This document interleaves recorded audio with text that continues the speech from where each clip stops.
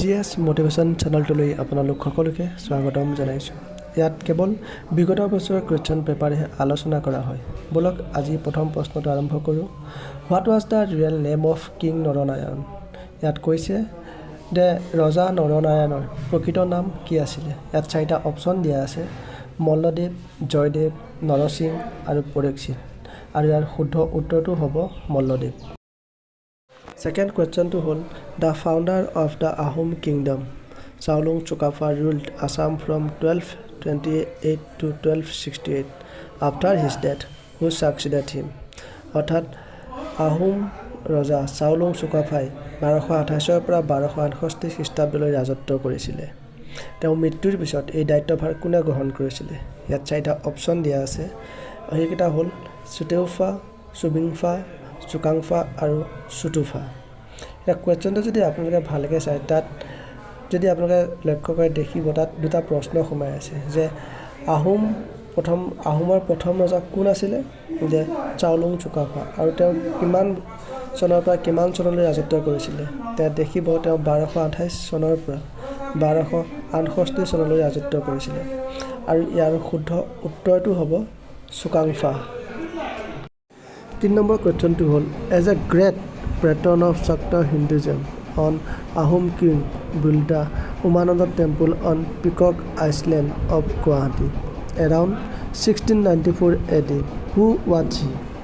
এই কুৱেশ্যনটোত সুধিছে যে এজন শাক্ত হিন্দু ধৰ্মী আহোম ৰজা যিয়ে উমানন্দ টেম্পুল স্থাপন কৰিছিলে।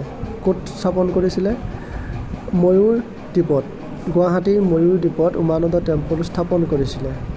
কিমান চনত? 1696 খ্ৰীষ্টাব্দত। আৰু সেই ৰজাজন কোন আছিলে? ইয়াত চাৰিটা অপশ্যন দিয়া আছে। অপশ্যনকেইটা হ'ল শিৱসিংহ, ৰুদ্ৰসিংহ, ৰাজেশ্বৰ সিংহ আৰু গদাধৰ সিংহ। এনচাৰটো দিয়াৰ আগতে আমি কুৱেশ্যনটো এবাৰ ভালকৈ ডিছকাছ কৰি লওঁ। কুৱেশ্যনটো 3-4টামান কুৱেশ্যন সোমাই আছে, সেইকেইটা মই আপোনালোকক উলিয়াই দিছোঁ। ইয়াত প্ৰথম কুৱেশ্যনটো হ'ব যে উমানন্দ টেম্পুল কোনে স্থাপন কৰিছিলে আৰু এই উমানন্দ টেম্পুলটো কিমান চনত স্থাপন কৰিছিলে। আৰু 3 নম্বৰ প্ৰশ্নটো হ'ব যে উমানন্দ টেম্পুলটো ক'ত স্থাপন কৰিছিলে আৰু দ্বীপটোৰ নাম কি আছিলে।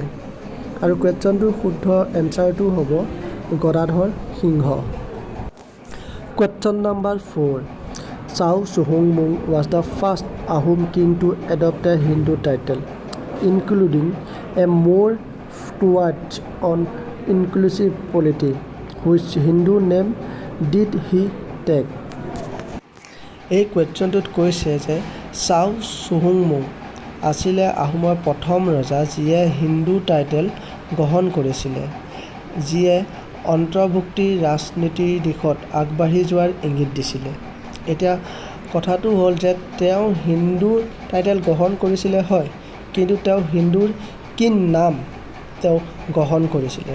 ইয়াত অপশ্যনকেইটা দিয়া আছে: স্বৰ্গনাৰায়ণ, দুৰ্লভ নাৰায়ণ, উদয়াদিত্য সিংহ আৰু জয়ধ্বজ সিংহ।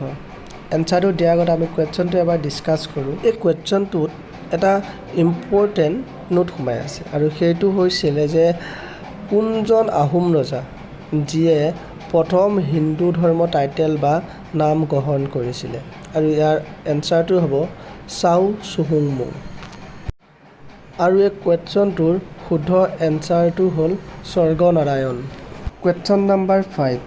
Who was the ruler of Kashmir at the time of India independence? ইয়াত সুধিছে যে কাশ্মীৰৰ ৰজা কোন আছিলে যিখিনি সময়ত ভাৰতে স্বাধীনতা লাভ কৰিছিলে। অপশ্যনকেইটা হ'ল ফাৰুক আব্দুল্লাহ, শ্বেখ আব্দুল্লাহ, হৰি সিং আৰু কৰণ সিং। আৰু ইয়াৰ শুদ্ধ উত্তৰটো হ'ব হৰি সিং। যদি এই ভিডিঅ'টো চাই ভাল লাগিলে তেন্তে কমেণ্ট কৰি জনাব।